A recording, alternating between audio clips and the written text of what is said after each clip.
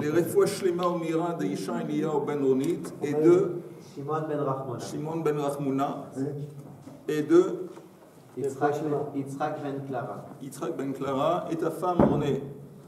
Camille Rachel Batzora. Camille Rachel Batzora.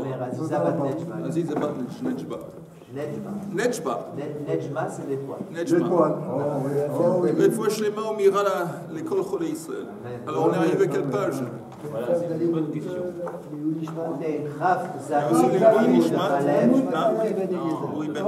Et on est à Ela Vektir Akohen. Quelle page on est là? La page Khavzaï, Amud Aleph. Et on est à 2, 4, 6, 8, 10, 12, à peu près 12 lignes. Ve'ema Achinami les Goufa. Ela Vektir Akohen et Akon. Ok, je vois. 12 lignes par rapport en haut? Oui, là, pas en bas. 5, 6, 7, 8. Il faut bien suivre. En bas, par le bas. Par le bas. À partir du bas. On a parlé, on est toujours en train de discuter sur ce Ça commence sujet. par quoi? On est toujours en train de discuter sur ce sujet. D'où est-ce qu'on apprend que Hefshet Venituar, que le dépaissage de l'offrande et découper l'offrande, ça peut se faire par un zar. D'où est-ce qu'on apprend ça? On est toujours en train. On a vu hier qu'on avait dit, on avait trouvé, encore une fois, on cherche un endroit où c'est écrit, c'est spécifié dans le verset les Kohanim, et c'est en plus. Hier, justement, il a posé une bonne question. Comment les Kohanim, comment les Harim ils peuvent rentrer là-bas et tourner? Comment les Harim ils peuvent tourner dans le Beth Amikdash? On a répondu. On a parlé de ça. Qu'il n'y a pas de problème d'être dans la cour et d'accompagner le Korban. Il ne peut pas rentrer dans le Hichal, dans le bâtiment. Monter. Ah, il ne peut pas, On n'a pas dit il monter. peut pas monter. Il n'a pas écrit monter. On a dit que non. Mais dépecer. oui. Ça, c'est en bas, c'est dans la cour. C'est dans la cour. Oui, c'est pas. On ne va pas dépecer ou découper la bête en haut du misber. On fait ça dans la cour. Voilà. Et dans cet endroit-là, il peut y avoir un. Là où il est tué, quoi. Là où ils ont tué. Oui, là, ils ont fait shrita. Ouais, ils ont fait Oui, mais c'est normal parce qu'on ne peut pas faire monter la bête jusqu'en haut. Et là, ça va de soi. Vehiktir hakohen et hakol. Le Maïata. Il y a un verset dans la Torah qui dit Hiktir hakohen et hakol. Pourquoi c'est écrit? Peut-être on a le verset ici. La vérité, je vous propose, la brioute, regardez, ça vaut la peine. S'il y a un Sefer Vayikra, il y a un Sefer Vayikra ici, plusieurs que vous pouvez regarder dans les versets, parce qu'il n'y a rien comme regarder dans le texte lui-même pour comprendre ce qu'on est en train de parler.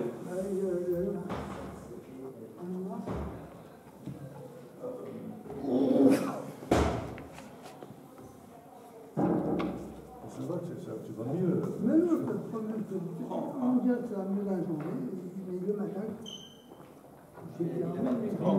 Quel paracha? Au début. Merci. On va prendre du café.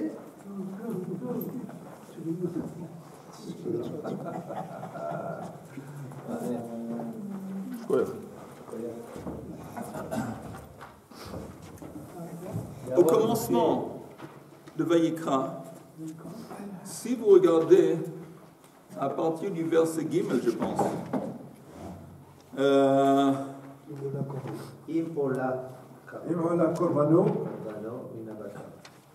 à partir de Daled.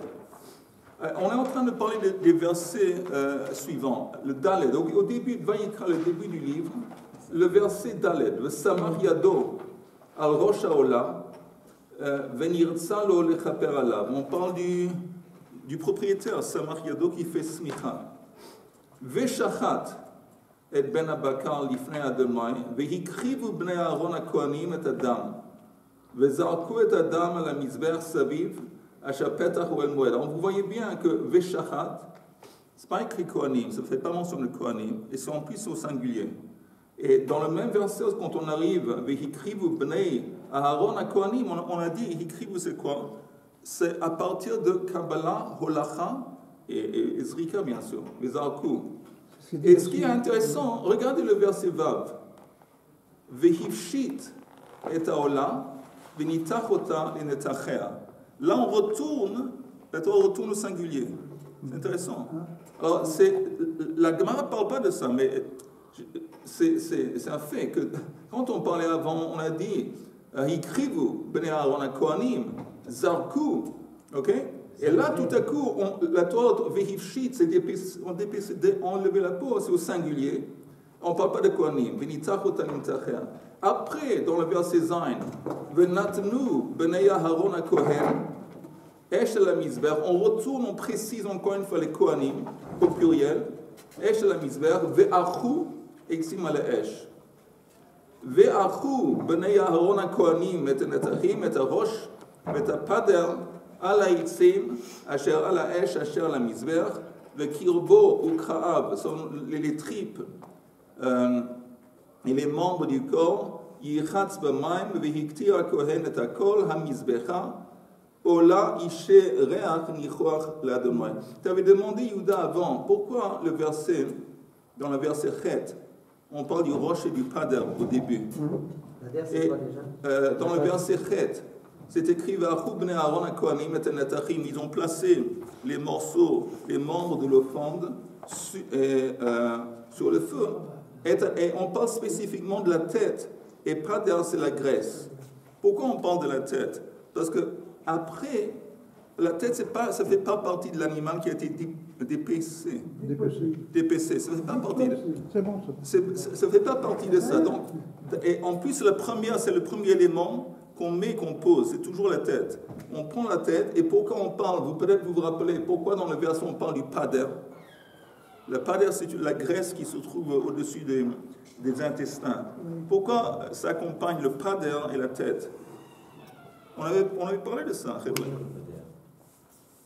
Vous ne vous rappelez pas? Non. Vous savez pourquoi? Parce que vous n'êtes pas sérieux. Parce que... non, il faut faire chazara, il faut faire chazara. Pourquoi on parle? On a parlé de ça. On a parlé parce que la tête, une fois qu'on la coupe, le cou, c'est sale, il y a plein de sang. Alors c'est pour faire plus hygiénique, plus mérubal, plus honorable. On apporte la graisse, on le colle au cou. On apporte la tête, la graisse qui recouvre le cou pour recouvrir toute la saleté et tout le sang. Alors ça, c'est le début. Après, on arrive, le reste du corps, c'est les membres du corps et les tripes. Et voilà. Alors maintenant, ça, c'est les versets dont on est en train de parler, dont on a parlé les derniers quelques jours. Mais ça vaut la peine de les regarder et de comprendre dans le contexte de quoi on parle. OK?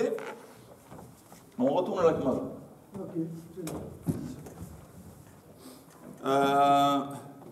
Alors la Gemara dit encore une fois. On les garde, on va en avoir besoin? Non, je pense pas. Si tu veux regarder, tu peux. Mais en attendant, je pense pas. La Gemara dit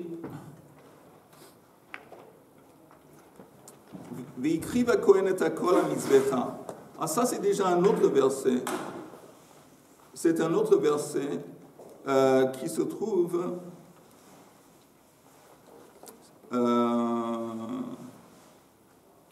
dans Yud Gimel. Le même, et je vous lis le verset. Akerev HaKra'im yichatz b'maim. Donc les intestins et Kra'im, les gens, ils vont être lavés dans l'eau. Ve'ikriva Kohen et HaKol, ve'iktir HaMizbecha, il va offrir, placer tout sur le feu. Olahu yishe reach nichoach l'Hashem. Encore une fois, la Gemara va dire, mais c'est en plus de dire que c'est le Kohen qui s'en occupe. Parce qu'on avait appris avant que Mikabala ve'elach, c'est mitzvat kehuna. À partir du moment qu'il y a un Kohen qui reçoit le sang qui jaillit, on sait que c'est réservé au Kohanim. Alors pourquoi à nouveau répéter? Ça, c'est la Gemara dit, encore une fois, le verset qui dit Vehikriv HaKohen et HaKol HaMizbecha. Alors ça fait allusion à quoi? Ah pardon, j'ai sauté une ligne. Un non Kohen, il ne peut pas faire. Un non Kohen, ils ne peuvent pas faire. J'ai perdu le truc. Le Maya, pardon. Le Maouta Yefshet Unituach. On a dit encore une fois, à Kohen et HaKol, le Maya, pourquoi il vient? Comme il est en plus, c'est bien de dire que le Maouta Yefshet Unituach.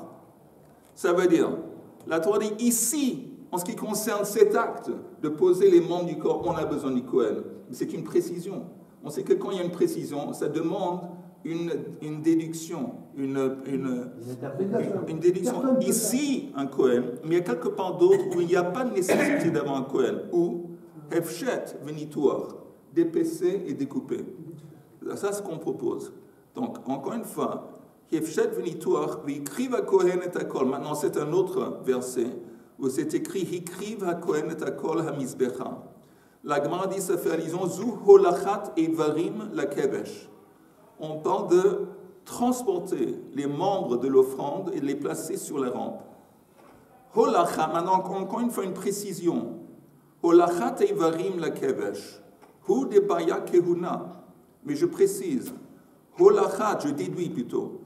Mais holachat eitzim lo baya kehuna. La Torah dit que de transporter les membres du corps de l'offrande, ça nécessite un Kohen. Mais, en fin de compte, c'est en plus. Pourquoi c'est en plus? Parce qu'on avait dit qu'à partir, on a un limoud à partir de Kabbalat Adam, tout ce qui se passe après, c'est Kohanim. Alors, chaque fois qu'il y a une précision, on pourrait dire c'est en plus. C'est pas en plus, on dit que c'est là pour préciser. Ici, on a besoin d'un Kohen, quelque part d'autre, non. Alors, ici, quand on parle de transporter les morceaux de la bête et les placer, on a besoin d'un Kohen. Mais transporter le bois, non. Non, exactement. Transporter le bois et le mettre en bas, on n'a pas besoin d'un Kohen. Okay? Encore une fois, dans les mots, Holachat eivarim la kevesh. Holachat eivarim la kevesh, hu de baya kiuna. Ça nécessite un Kohen, tandis que Holachat eitzim lo baya kiuna. Encore une précision. Ha sidur shnei gezirei eitzim baya kiuna. Mais je précise, mais ok, transporter le bois, ça ne nécessite pas un Kohen. Mais poser les deux bûches de bois sur le truc en haut, ça oui, ça nécessiterait un Kohen. Encore une fois, c'est une précision, c'est une précision. Pardon? Il faut monter la rampe? Oui. Alors donc, il y a que les Kohen qui montent la rampe. Maintenant, venatnu, quand on dit venatnu akonim, les gouffés. Pourquoi on avait dit que natnu akonim, on a besoin que la Torah va l'écrire? Parce que, vous entendez, on aurait pu penser, on a vu ça précédemment, comme placer le bois sur le feu, ou placer même les membres de l'offrande sur le feu, ce n'est pas lié à la kapara. La kapara, c'est le sang. On aurait pu penser, comme ce n'est pas lié à la kapara, donc ça pourrait se faire, c'est un acte qui pourrait se faire par un non-Kohen. On aurait pu penser. Donc la Torah a besoin de préciser à nouveau le Kohen. C'est le Kohen qui le fait. Ve'achu, maintenant, c'est écrit dans ce verset. Et j'aimerais que vous allez, ceux qui ont devant eux le verset, regardez le verset. Je vais vous lire le verset dans la Torah. Et c'est écrit comme ça. C'est le verset qu'on a vu en fin de compte dans le Chumash, le verset Zain. Le verset Zain, Zain Echet, dans la Torah. Venatnu bnei Aaron ha-Kohen esh al hamizbech, ve'achu eitzim al ha'esh. Ve'achu bnei Aaron ha-Kohanim et ha-netachim, et ha-rosh et ha-pader al ha'eitzim asher al ha'esh asher al hamizbech. Alors la Gemara va décortiquer ce verset. Alors, regardez maintenant. Venatnu les gouffés. Le mot venatnu, on en a besoin pour dire que c'est les Kohanim qui le font. Maintenant, le mot ve'achu, comme c'est au pluriel, un pluriel qui n'est pas défini, on dit en hébreu mi'ut rabim shnaim. Donc, achu, c'est deux. Le mot bnei Aharon, encore une fois, les fils d'Aaron, c'est un pluriel qui n'est pas défini. Donc, ça veut dire au moins deux. Encore deux. Ha-Kohanim. Encore une fois, on s'attend sur ce mot Kohanim, Vedorshim, deux, Shnaim. La Manu, les talés, Shetaouna Shisha. De là, entre autres, on apprend que pour le talé, l'agneau, donc le Korban Tamid, on a besoin de 6 Kohanim qui transportent l'animal lui-même, 6. Ok?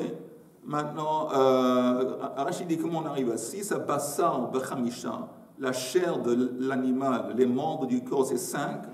Vers Kravaï et les intestins, 1. Okay, 1 et 5, ça fait 6. Mais il y a un problème. On aura appris quelque chose aujourd'hui. J'ai pas compris. C'est quoi les 5 Kohanim pour les membres extérieurs? C'est quoi les membres extérieurs? Je n'ai pas utilisé le mot, je n'ai pas prononcé le mot extérieur.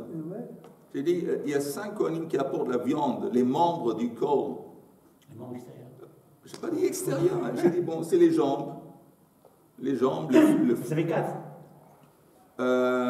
On avait dit en fin de compte, il y a un Kohen qui apporte les 2 pattes à l'avant.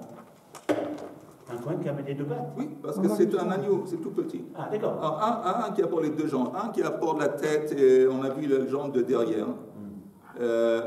Non, la tête et la jambe n'est pas inclus, parce que la tête, ça ne fait pas partie du corps, disons, ici. Mais un Kohen qui apporte la jambe de gauche, un Kohen qui plan. On a vu le départage plus ou moins, oui, c'est 5. Oui. Et puis il y a un Kohen qui apporte les intestins. Oui, donc on dit qu'il y a 6. On retrouve une allusion à ces 6 dans le verset.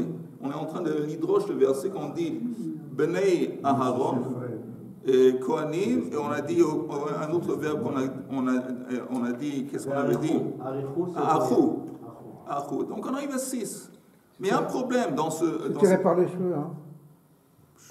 Je vais faire semblant que je n'ai pas entendu ça. Non, parce que chaque mot, c'est sûr que si le verbe c'est au pluriel, alors les Bnei Kohanim c'est aussi au pluriel, les Bnei Aaron c'est aussi au pluriel, et Kohanim c'est aussi au pluriel. Tu as un bic. Oui. Marc à côté de ta Gemara, en bas du Tosfot. Yehuda dit que c'est tiré par les cheveux. On va essayer la nouvelle impression, la nouvelle édition de la Gemara, on va introduire ta réflexion. Tiré par les cheveux, Yehuda. Ok, Héarot. Maintenant, Amar Rab Hamnuna, Kashele, le Rabbi Elazar, Hai ben Habakar Ktiv, ou ben Habakar Esrim Be'arba. Il y a un problème avec ta dracha.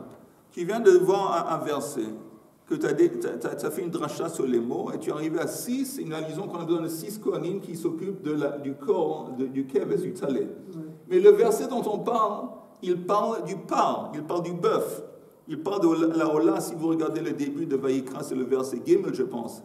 Au verset Gimel, on parle de quelqu'un, un individu qui apporte une offrande, qui est une Ola, qui consiste d'un par. On est dans ce contexte, on parle d'un Ola. Et en Ola, on a vu dans la Mishnah précédente, pour ceux qui ont fait Chazara, une Ola, ça demande 24 Kohanim, la participation de 24 Kohanim. Alors qu'est-ce que tu me racontes? Tu as fait une dracha sur un verset qui parle de par, pour enseigner ce qui se passe avec le Keves. C'est bizarre. 4 ici, il parle de 6. On vient de faire une dracha. Oui. La dracha sur les mots Achou, Benei Aaron et Kohanim. On arrivait à 6. Okay. Pour nous enseigner une allusion. Que dans ce verset, c'est une allusion au fait que l'agneau du Korban Atamid nécessite 6 Kohanim pour prendre le corps lui-même. À part ça, il y a d'autres choses. Il y a le Mincha, Mincha Tasolet, Vayan, il y a d'autres choses qui accompagnent, mais d'afke le corps 6. Mais Rabbi Elazar dit, mais je ne comprends pas. Mais le verset que tu viens de l'Hydroche, il parle du par. Il ne parle pas d'un agneau, il parle d'un par. C'est plus gros. Le par, c'est beaucoup plus gros et ça demande la participation de 24 Kohanim, pas de 6. Beaucoup. 24. Ça ne marche pas ta dracha. Ok, donc on retourne. À lui, quand on dit ça ne marche pas la dracha, on accepte. Ça fait 600 kilos. 600 kilos par 24. Donc avec l'agneau, il prenait pas chacun 3 kilos. Maintenant, la Gemara, elle explique Nichele, qu'en fin de compte, Rabbi Elazar, il s'est apaisé. C'est-à-dire que lui-même, il a répondu à sa question. Nichele, comment? Parce que dans le même verset qu'on vient de l'Hydroche, c'est écrit Al Ha'itzim, Asher Al Ha'esh, Asher Al Ha'mizber. On parle qu'ils vont mettre les offrandes sur le bois, qui se trouve sur le feu, qui est sur le misber. Et tous ces mots sont en plus. Parce qu'on sait déjà, la Torah nous a déjà enseigné il faut mettre du bois sur le feu. Regardez le Rashi. Al Ha'itzim, Asher Al Ha'esh. C'est le dernier Rashi sur la page en bas à droite. Krayeterahu. C'est un verset qui en plus de Haktiv, Venatnu Esh, V'achu Eitzim, V'achu Netachim. Déjà, auparavant, c'est écrit dans la Torah qu'ils vont mettre le feu, ils vont mettre le bois, et ils vont placer netachim, les membres du corps de l'offrande. L'amalitu, pourquoi en plus, encore une fois, répéter ala itzim, asher ala esh, c'est en plus. On sait qu'il n'y a rien qui est en plus. Si c'est en plus, ça vient nous enseigner. Le midrash ben, de haneshisha kohanim, utzrechu le davar, sheneemar bo esh, ve'itzim, ve'mizber. Ça nous enseigne que les 6 kohanim qu'a fait allusion le verset, à travers la dracha, oui. Ils sont liés à quelque chose, une offrande qui nécessite esh, le feu, le bois et le misber. Ve'ezehu davar shehiskakti lachem le ma'acha le sader itzim ve'esh le misber bishvilo. Et de quoi on parle? Quand est-ce qu'il y a une mitzvah de placer le bois sur le feu, d'allumer? Où est-ce qu'il y a une mitzvah de faire ça? De mettre en place le bois et d'allumer le feu? Seulement pour Korban Atamid le matin. Comme il y a encore une fois un verset, je répète, un verset dans le contexte du pain, au début de Vayikra, qui en plus, pourquoi en plus? Il parle de Ala Itzim, Ala Asher, Ala Esh, Asher, Ala Misber. Il en plus, on sait ça déjà des versets précédents. Donc ça nous enseigne, comme on dit, qu'on parle d'une offrande qui nécessite auparavant d'allumer, de placer le bois sur le misber, d'allumer le feu et de mettre les choses. De quoi on parle? Quand est-ce qu'il y a une mitzvah d'allumer ou de placer le bois et d'allumer? Seulement le matin avant Korban Atamid. Donc on parle de quoi? Keves. Donc ça, c'est la raison que les 6, ils sont liés au Keves.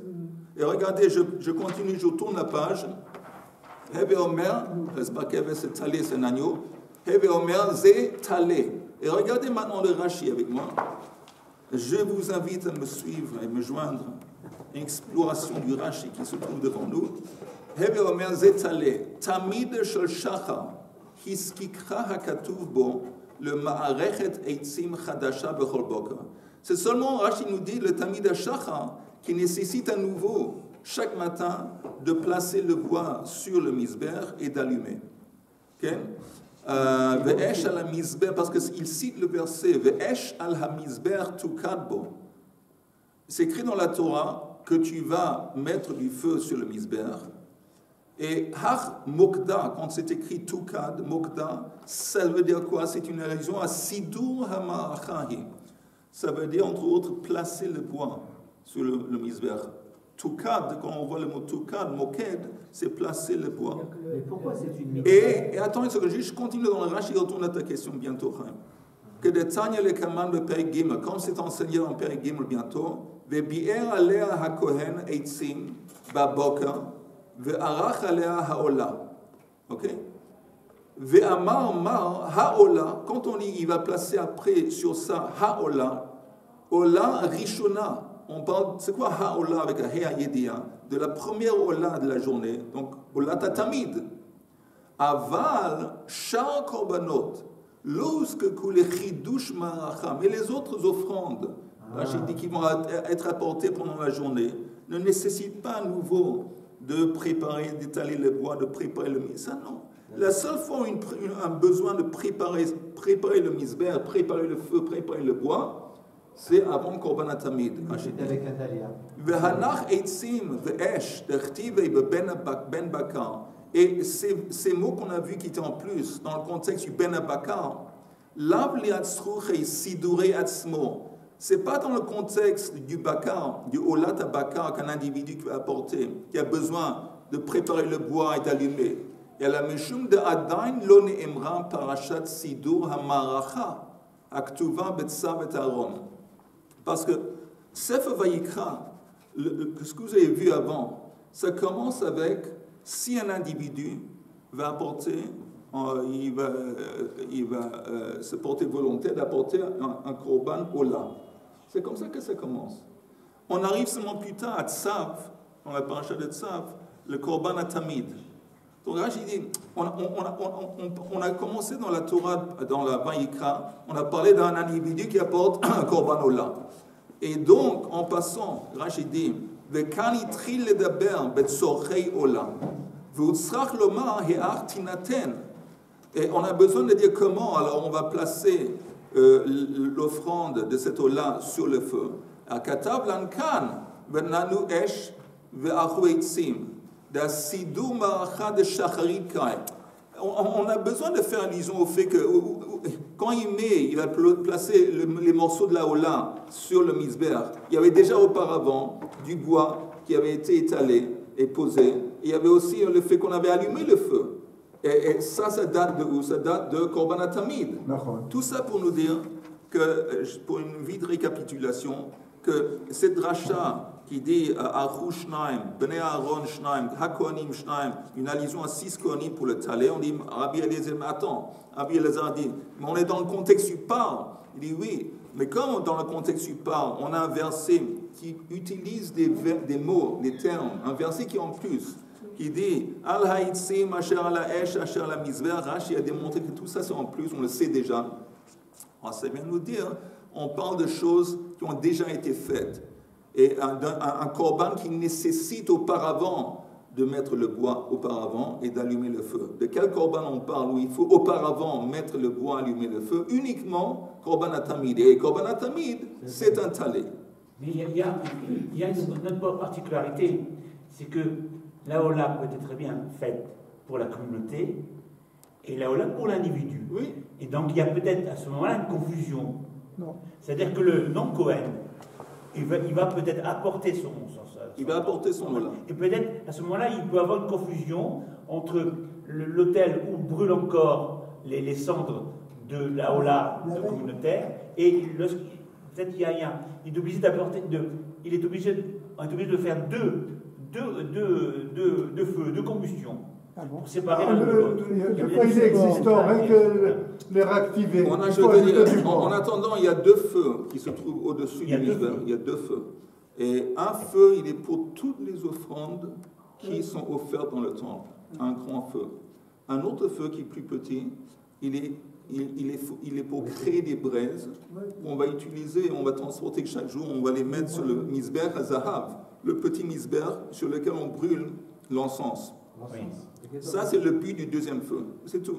Il y a une opinion, on va voir bientôt qu'il y a encore un feu pour quelque chose d'autre. Mais il n'y a pas de séparation entre la Ola personnelle et... Non, il n'y a pas de séparation. Il y a une séparation seulement dans le temps, dans la personne qui la porte. Mais à part ça, il n'y a pas de séparation.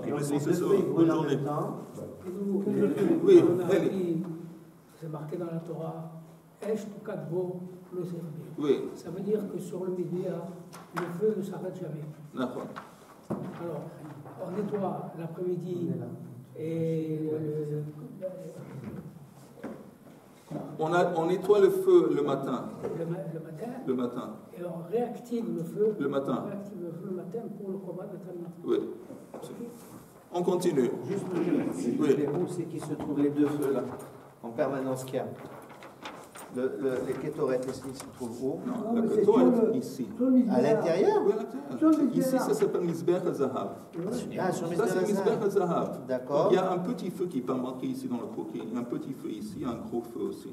Ah, sur le même endroit? Sur le même endroit. Alors, sur le petit feu, il est là pour faire des braises. Le Kohen, il prend les braises, il rentre, il met les braises ici. Et après, le Kohen qui a reçu le tirage au sort de faire la kétorette, il rentre, il verse la kétorette sur les braises. Ici. Ça, c'est le but du petit feu. Et le gros feu qu'il y a ici, c'est pour tous les corbanotes. Ah, donc ça, il se trouve là, les 2 feux. Vous allez voir plus tard qu'il y a même quelqu'un qui dit 3 feux. Un grand feu et le petit C'est feu. l'autel, c'est la Oui, rampe. quand tu rentres sur la rampe. Là, le petit feu ici sert de braise. Il vient prendre le Kohen et il rentre à l'intérieur. En fait, quand on voit ça avec Pour allumer le les schéma, C'est plus facile. Le gros feu, il y a tout le constamment. On continue. Amar Rabbi Asi, Amar Rabbi Yochanan. Zar shesider et amaracha. Chayav. Rabbi Yochanan dit qu'ici, un non-Kohen qui lui-même a mis le bois, posé le bois sur le Mizbeach, Chayav. Et c'est quoi Chayav? Chayav mitab yedei shamayim. Il est méritant de mort mina shamayim. Oui, mais puisqu'il ne peut pas monter. Mais il l'a fait. Ça existe. Il y a des gens qui n'ont pas le droit de manger chazir qu'ils mangent. Ça existe. Oui, mais enfin, bon, il y a quelqu'un qui surveille Il y là-bas. avait une police là-bas, non? S'il le voit, il Il n'y a pas de KGB dans le temple. Pas de KGB. Alors, Chayav, qu'est-ce qu'il fait maintenant pour rectifier? Porka, Vechoser, Vesodra. Il démonte les bois qu'il a mis sur le Mizbeach et Sodra, ça veut dire il remet en place, il remet à nouveau en place. Alors la Gemara se demande, Mai ahanele. Qu'est-ce qu'il a fait pour rectifier? C'est quoi? Où est la rectification? Si après qu'il a démonté, voilà, après qu'il a démonté, il remet. Et la porka za, c'est le za qui doit démonter. Et vesodra kohen, et c'est un kohen qui va étaler à nouveau les bois sur le misber. Maintenant, quand on dit comment il fait pour rectifier, il rectifie au moins le bois qui se trouve sur le misber par le fait qu'il va démonter. En attendant, il reste chayav mitabir et shamaim, le zan. Oui, non, mais c'est d'autant plus surprenant que de voir que si déjà c'était interdit de faire cette action-là, on le laisse monter pour démonter. Oui, on laisse, oui, pour démonter au moins il fait ça, au moins il metaken un petit peu l'imbécilité qu'il a fait ou la transgression qu'il a fait. Il démonte la chose qu'il n'a pas eu le droit de mettre. Oui, non, mais il n'y a pas écrit qu'il a été descendu. Il n'a pas écrit qu'il a été descendu et qu'il est remonté. Il est encore en haut et peut-être. Matkif la rabizera. La vérité, c'est pas écrit quelque part qu'un zan n'a pas le droit de monter. Il ne monte pas parce que tous les actes qui se déroulent sur le misbeh ne peuvent seulement être faits par un Kohen. Et il n'a pas le droit de faire des actes, mais de monter, c'est pas écrit qu'il n'a pas le droit de monter. Ils ont un habit qui est représentatif, quoi. Alors on avait dit qu'il faut être un peu imaginiste, utiliser l'imagination. Comment il est arrivé à cette situation où il a pu faire ce qu'il a fait? Il a dû s'habiller en tant que Kohen. Matkif, non, pas forcément. On avait vu que le roi Ouzia avait apporté la Torah.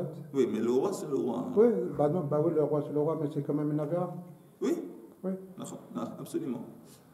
Matkif la Rabizera. Maintenant, Rabizera, il attaque. V'chi yesh lecha avoda shekshera belayla vepsula bazar. Est-ce qu'il y a une avoda qui se déroule la nuit, qui est interdite à un zan? Ça veut dire, il dit comme ça, comme nous on sait que la voda principale du korban se déroule le jour, par exemple shrita, zrika, tout ça, mettre les membres sur tout ça normalement c'est des choses qui se déroulent le jour. La nuit, hein? Tous les korbanot. Oui, tu ne peux pas faire ni shrita ni zrika la nuit. La seule chose que tu peux faire la nuit, c'est apporter. Non, la seule chose que tu peux faire. Attends. La seule chose que tu peux faire la nuit, c'est que s'il y a des corbanotes dont on n'a pas encore eu le temps de les placer sur le feu, tu peux les placer sur le feu la nuit. En ce qui concerne les deux bûches dont tu as fait allusion, qu'on apporte korbanat tamid shel bein arbaim, ça accompagne le korbanat qu'on apporte l'après-midi, c'est tard l'après-midi, c'est pas la nuit. Mais lui il dit écoute, comme en fin de compte, c'est moins d'impact, c'est moins important un acte qui se fait la nuit, c'est bizarre qu'un zar va recevoir mita. Et ici on parle de quoi? On parle de mettre du bois, il dit mettre du bois sur la maracha. Apparemment, c'est un truc qu'on fait, on fait la nuit. C'est pas compréhensible. Je n'arrive pas à comprendre. Vas-y, allez. Pourquoi? Parce que le Beth Amikdash, la nuit, il est fermé, personne ne rentre. Le matin, ils ouvrent. Ah non. Comment? Non. Tu as raison que c'est fermé au... Comment le zar va arriver au public, pour couvrir les trucs, alors que c'est interdit de rentrer dans ça? Mais je t'ai dit, il faut utiliser un peu d'imagination. Le type, il s'est infiltré. Il s'est habillé en Kohen. Il s'est infiltré et il s'est caché. Non, il s'est caché derrière un rideau. Après, quand ils ont fermé le truc, il a ouvert le rideau, il est sorti. Tu veux que je continue? Il a pris comme ça, il a dit comme ça, sans que quelqu'un va l'entendre. Et puis il est rentré. On va essayer de trouver un scénario. Mais après, on va écrire le livre de l'été, le roman de l'été. Ok, mais en attendant. Rabbi Zera s'étonne. La Gemara dit Velo.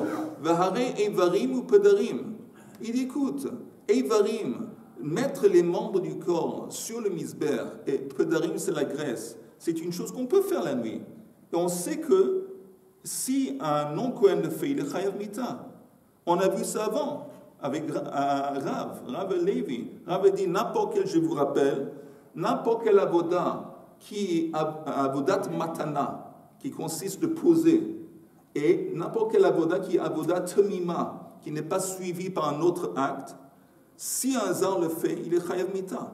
Donc, poser la nuit, et c'est possible, on a dit la nuit, le korban qui a été abattu le jour, et dont le sang a été jeté le jour, mais s'il y a eu un retard, on peut le poser, et poser si un zar le fait. Il est chayav mita, en dépit du fait qu'il fait ça la nuit.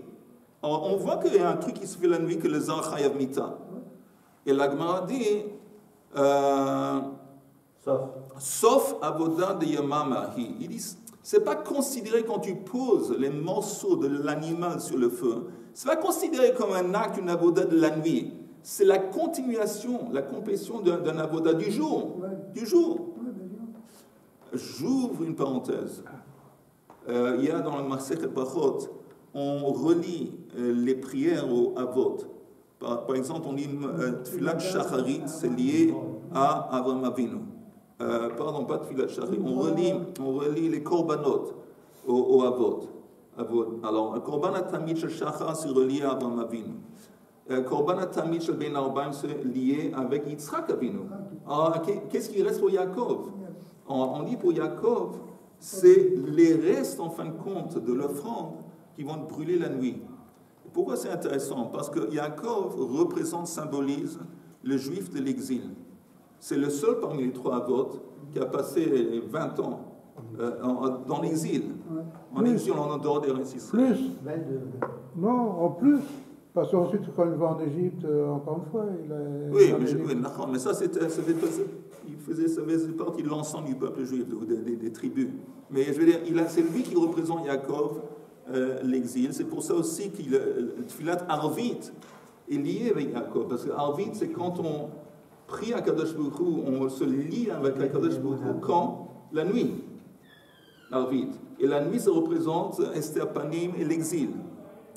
Et pourquoi c'est intéressant? Parce que Arvit, notre capacité de se brancher à Kadosh Baruch Hu quand on est en exil, c'est seulement parce qu'on se repose, on se pose sur la tradition et sur la prophétie et sur le lien qui a été créé auparavant dans la terre d'Israël. C'est pour ça qu'on ne dit pas Emet Beyatsi, on dit Emet Be'emuna. Non, on dit Emet Beyatsi aussi. On dit Emet Beyatsi. Le soir. Le soir, oui.